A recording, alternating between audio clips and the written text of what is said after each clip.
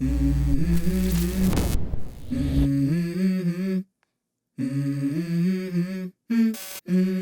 go. I wake up to a little bit of drool on my pillow, feel like it's gonna be a bad day. Yeah, I'm tired of shit, and the coffee ain't hit yet, damn, ain't that great. I don't wanna go to work, cause my boss is a jerk, and I'm not even that paid.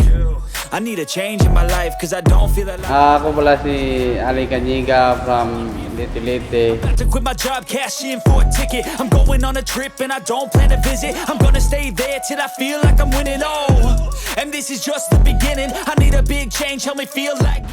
Ang sa akin talaga, ang pinasok ko sa boxing, dati gusto ko mag-champion.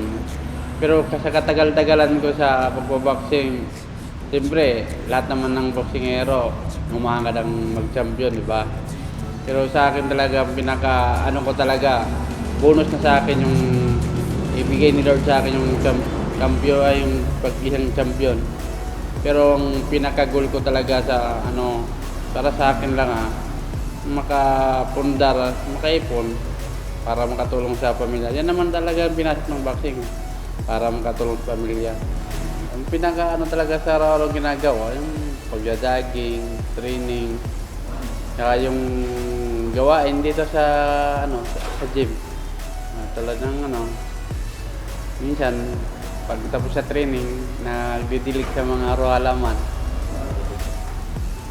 Minsan pag tuwing araw ng Sabado, na mamalinggi para sa restaurant, extra, baga yun lang pinagkakitaan para may panggastos sa isang linggo. Ang talent ko lang lang, pero wala naman talaga totally talent. Dito lang, pinasok ko lang sa boxing. Yung coach ko naman si Coach John Lumagan, tapos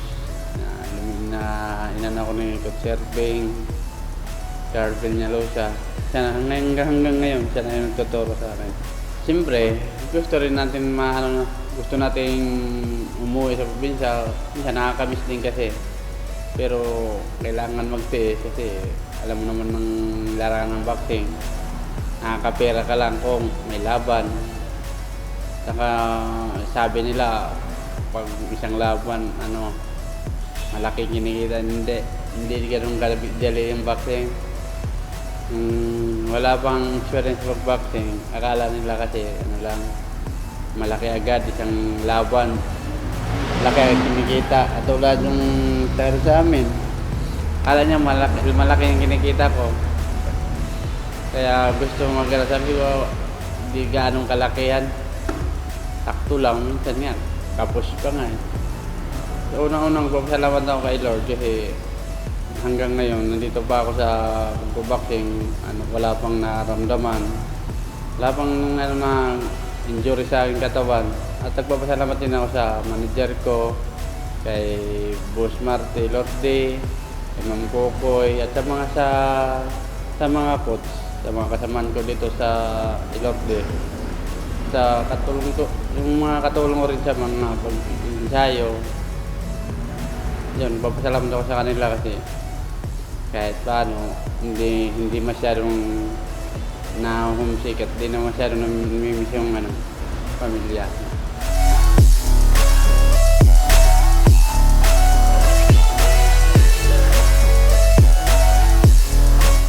Sa totoo lang, hindi ko rin alam kung bakit tinawag ng Carnage kasi hindi naman ako naglagay ng ring name niyan Ayaw ko rin maglagay ng ring name na baka kasi hindi ko mapatunayan. Kaya mahirap kasi. Kaya sila lang naglagay. Ewan ko bakit. Si Robert L.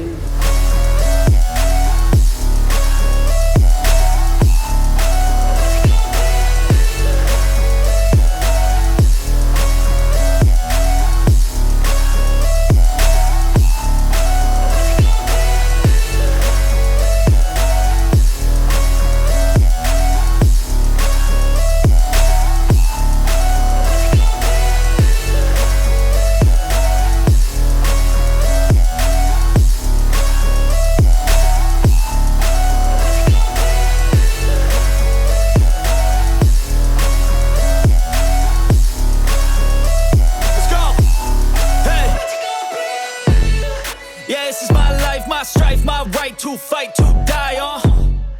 And this is my game to play, to claim a brand new name, oh. And I ain't gonna lie to you, I'm a bit nervous that I might screw everything up that I've ever done. But what's the point? Ang nasabi ko lang sa mga kapwa ko singero, yung lalo na nag-uumpisa pa lang, sipag lang, tiyaga, at hindi kailangan disiplina sa sarili. Huwag masyadong kung anong marating, huwag masyadong lumaki yung ulo kasi alam naman natin din eh. Ngayong September 23, promotion na ni Manny Pacquiao sa Blue by Blue sa Mandaluyong City. Laban ko, sana supportahan nyo ako. Sana pagdasal na rin na manalo. Alam mo naman na nandyan lang kayo palagi ng mga support niya. Pero kung kahit anong mangyari, gagawin ko yung best ko sa laban. Laban lang tayo palagi.